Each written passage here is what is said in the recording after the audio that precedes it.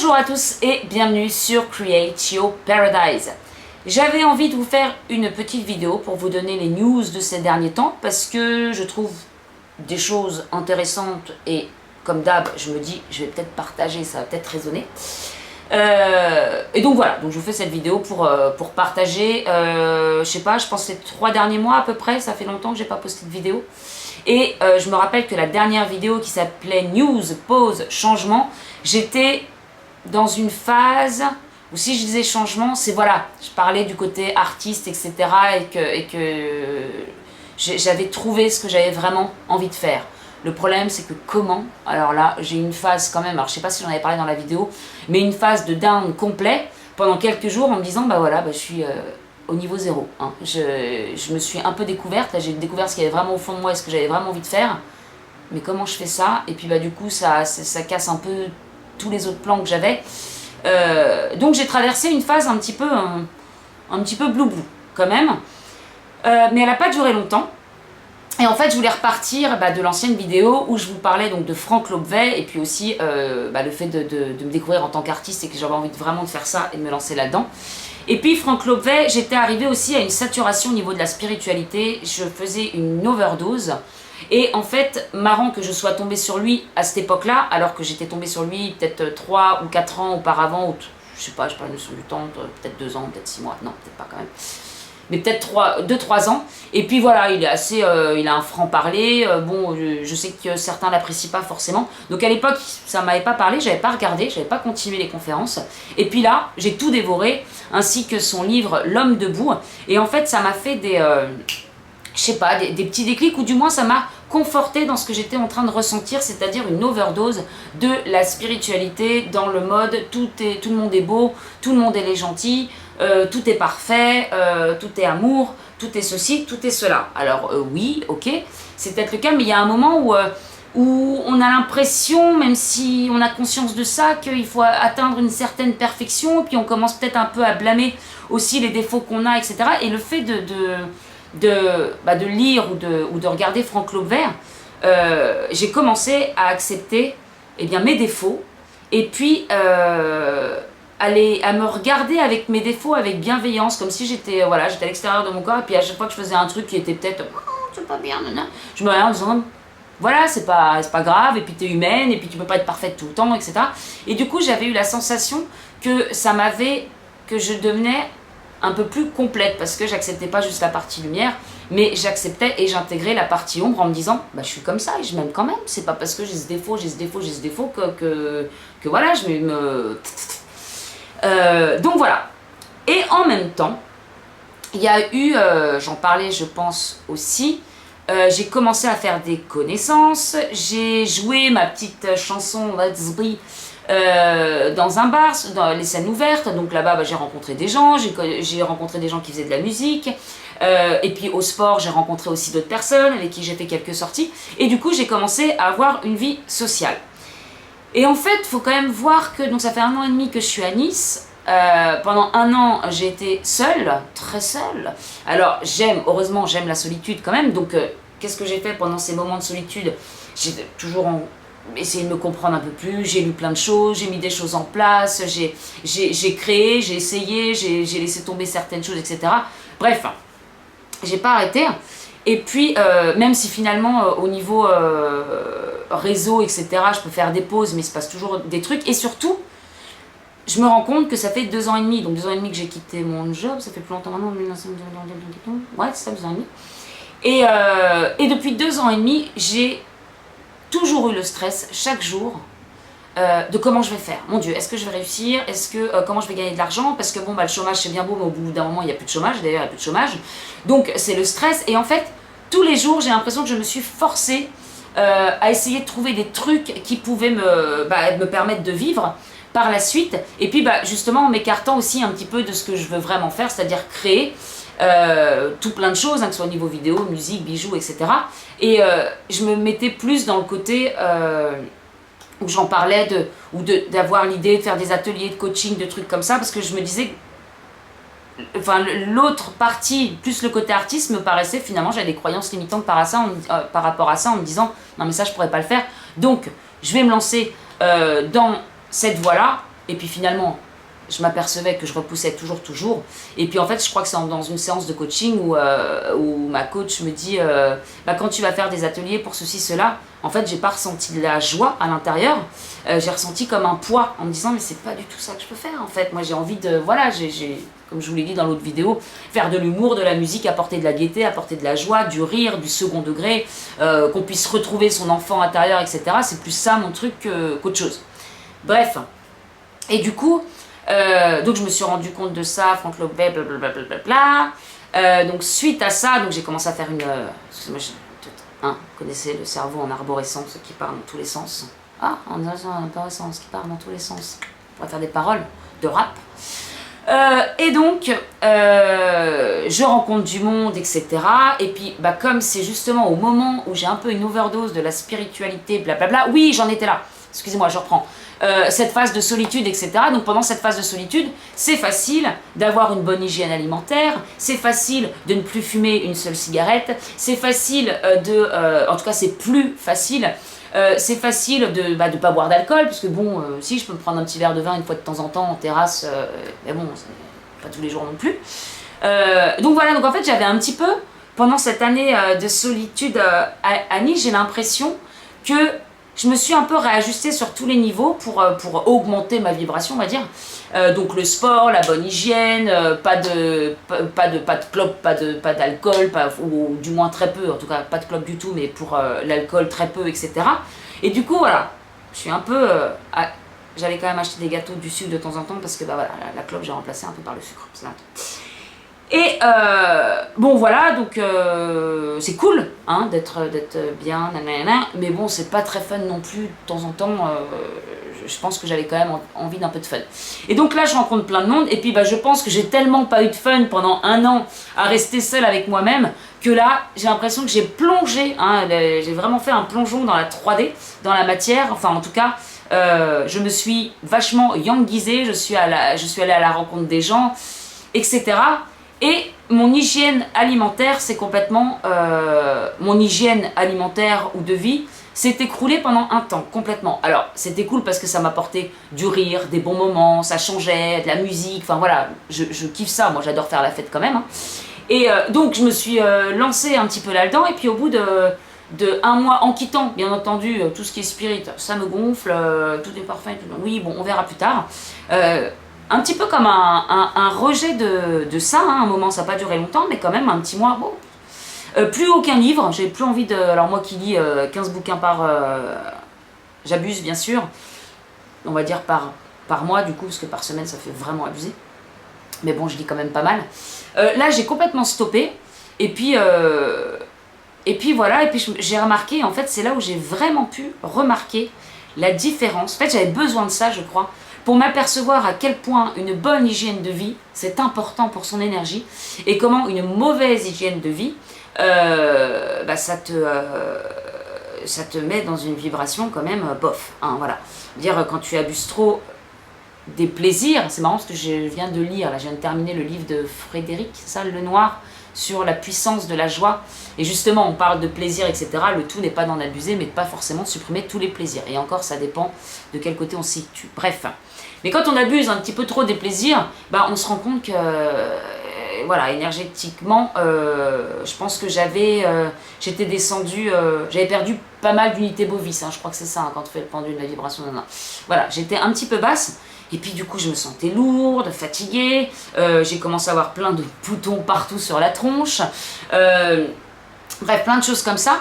Et en fait je regrette pas du tout cette période, au contraire, parce que encore à côté de ça, hein, ce qui est associé c'est aussi beaucoup de choses positives, comme du rire, des bons moments, de la musique, etc. Mais en tout cas ça m'a permis de vraiment différencier, quand j'ai une hygiène de vie quasi parfaite mais un peu chiante, à une vie un petit peu de... Alors, j'utilise le mot dépravé, mais ne me voyez pas comme dépravé non plus, c'est juste un petit peu trop d'abuser des bonnes choses, quoi. Et du coup, toute seule, j'ai continué certaines choses qui me font plaisir, et en même temps, sans en abuser, et en même temps à reprendre, bien sûr, petit à petit mon hygiène de vie et alimentaire.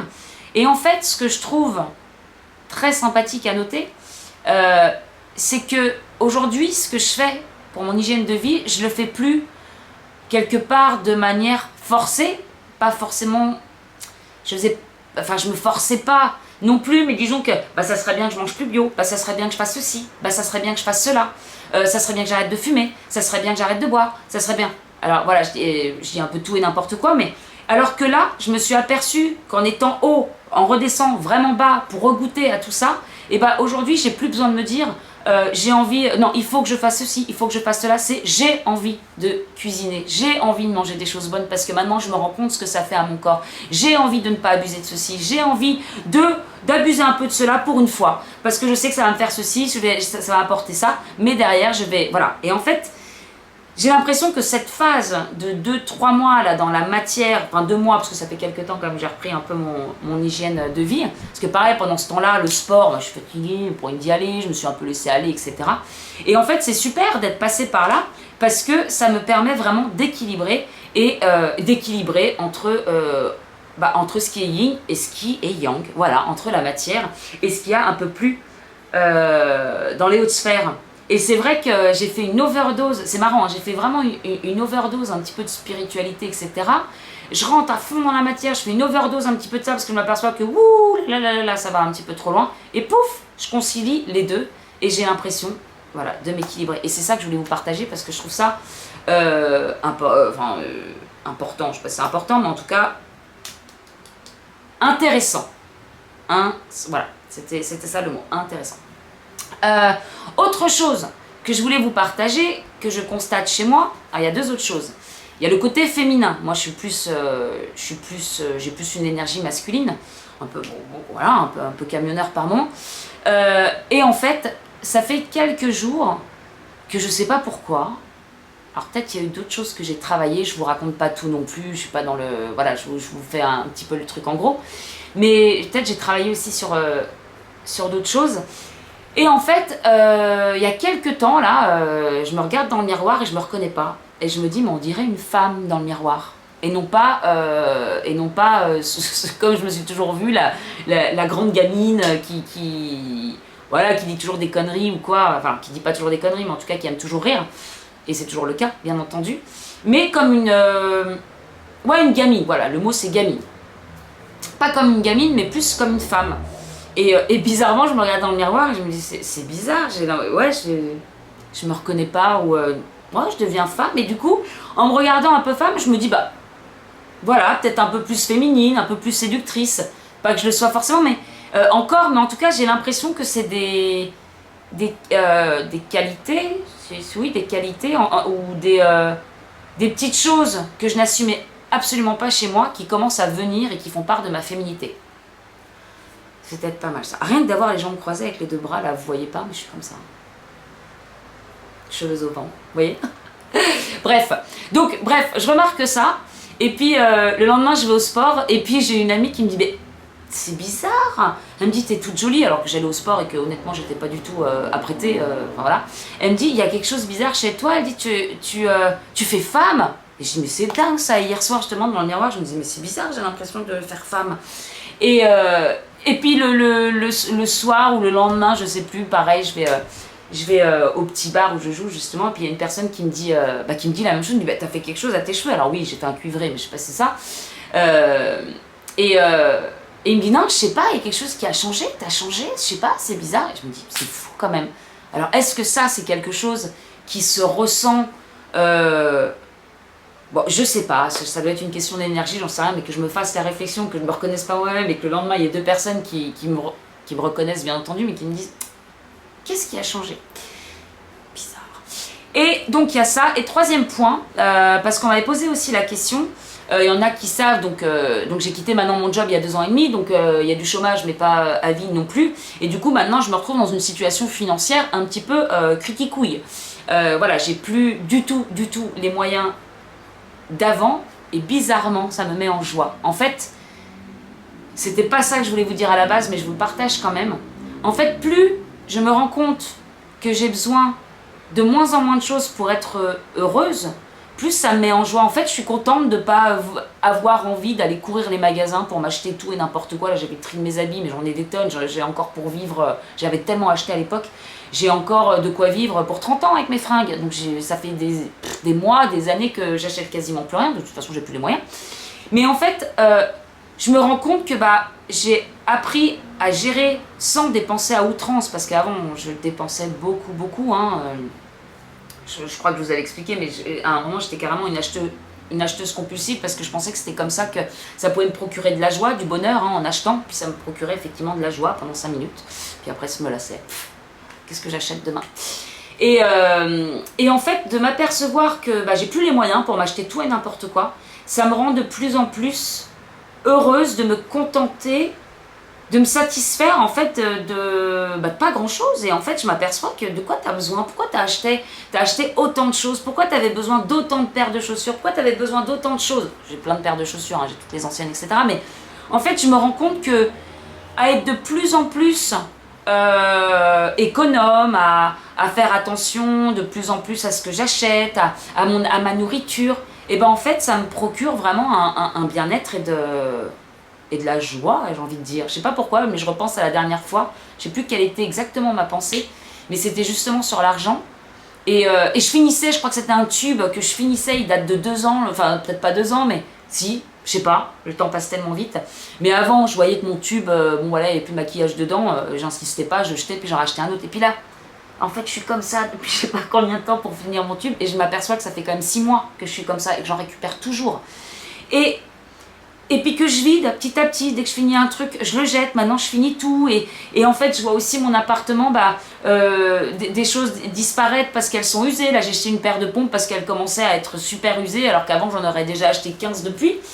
Et en fait, ouais, je suis contente de commencer à apprécier le minimum, enfin sans avoir beaucoup en tout cas. Et donc, pour en revenir à la question... qu'on m'a posé, je sais plus si je vous l'ai dit, mais comment ça te fait quoi d'être, alors je suis à l'ASS, ça c'est pas le RSA mais c'est tout comme, hein. Et qu'est-ce que ça te fait d'être à l'ASS, ça t'a pas fait peur, comment tu le vis, etc. Donc c'est ça que j'ai envie de vous dire aussi, c'est que pendant donc 2 ans et demi, j'ai flippé sur ce jour où j'arriverai à la fin de mon chômage, où j'aurai plus de revenus, ou quasiment plus. Donc en fait pendant 2 ans et demi, je me suis activée à essayer de trouver, à trop essayer de sortir des choses, même qui n'étaient pas forcément alignées avec ce que je veux vraiment, ce que j'ai découvert donc il n'y a pas longtemps. Et en fait, depuis que maintenant je suis dans cette situation et que j'arrive malgré tout à m'en sortir, alors ça va pas durer éternellement, c'est sûr, mais en fait, j'ai l'impression que c'est depuis que je suis arrivée à cette situation que j'ai enfin lâché prise et que je ne m'active plus comme une puce dans tous les sens pour essayer de faire des choses. Ça fait peut-être 1 mois ou 2 mois que j'arrive enfin à me laisser vivre, à m'arrêter dans la journée, à me poser le midi devant une petite série ou à m'allonger 20 minutes pour me reposer, alors qu'avant c'était impossible que je me pose parce que c'était toujours la culpabilité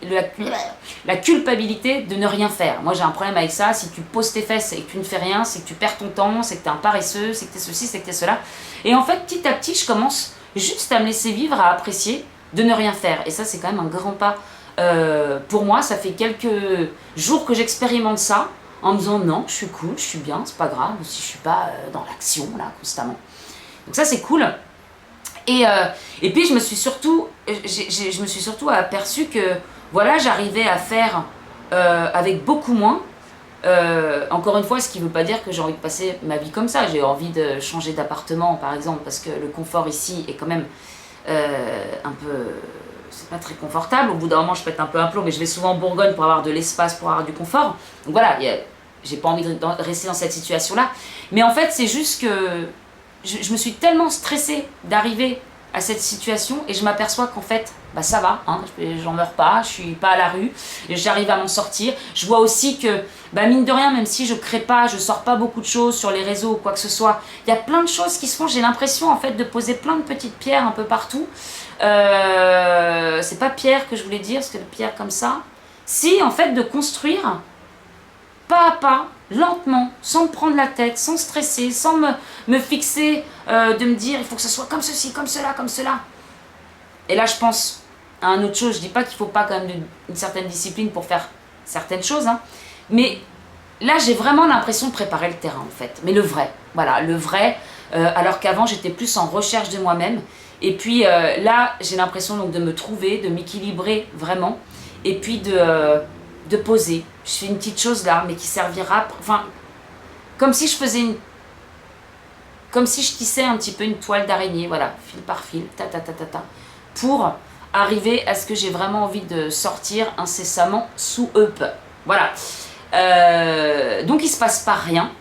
Il se passe beaucoup de choses intérieures, je trouve.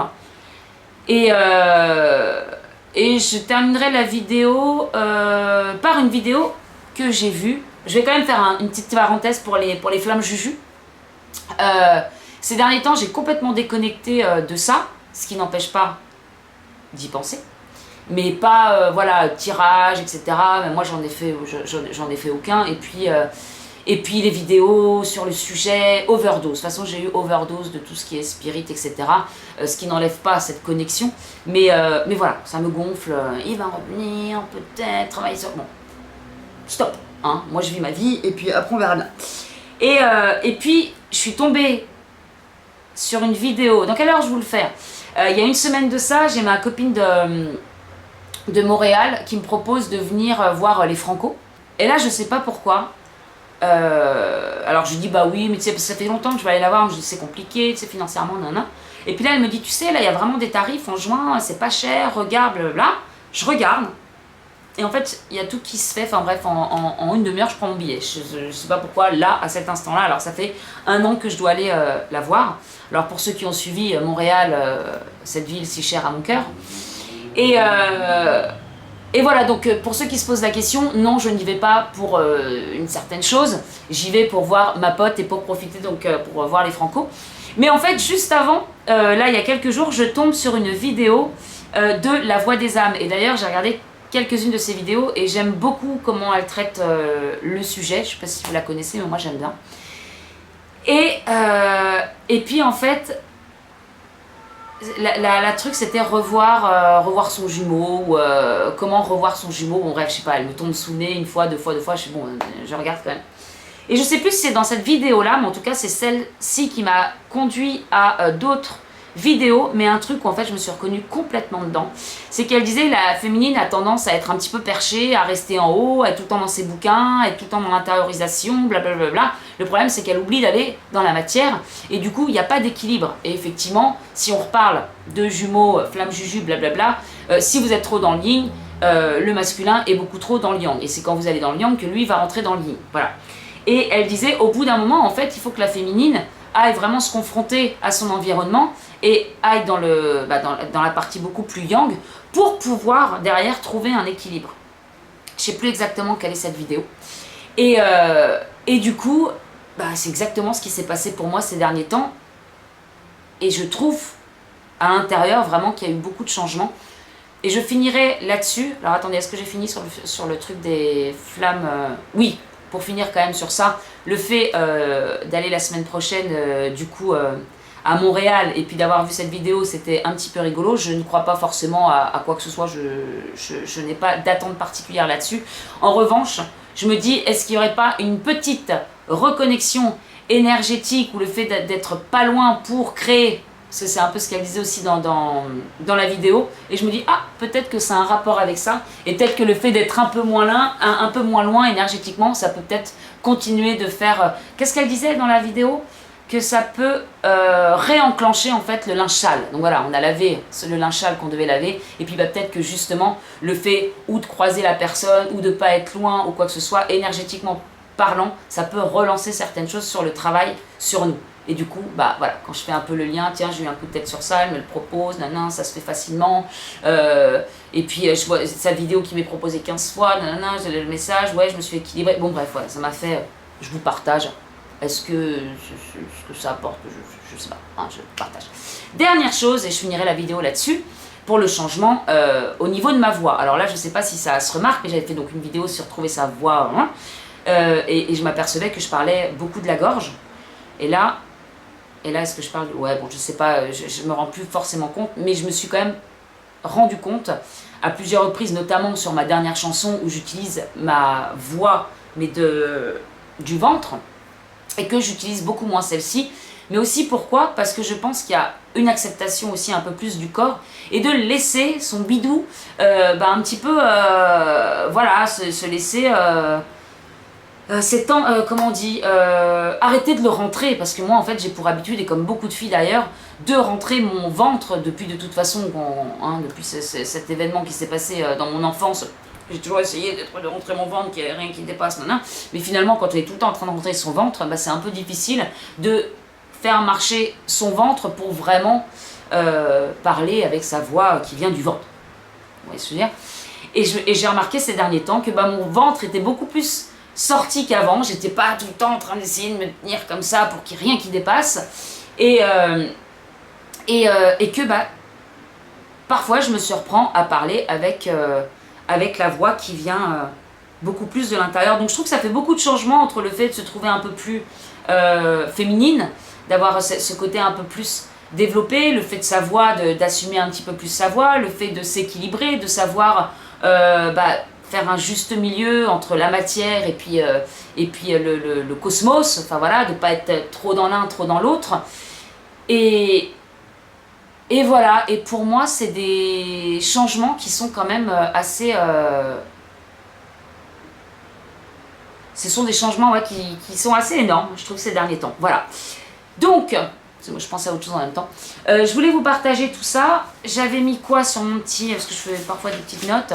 Nanana, ça j'ai dit, blablabla, overdose spiritualité. Ouais, c'est vrai, j'ai fait une overdose, mais du coup j'y reviens, à la cool. Hein. Vie sociale, blablabla, nanana. C'est quoi ça? Ouverture, c'est un plus 30. Je sais pas ce que ça veut dire ça. Voilà. Eh bien écoutez, c'est tout.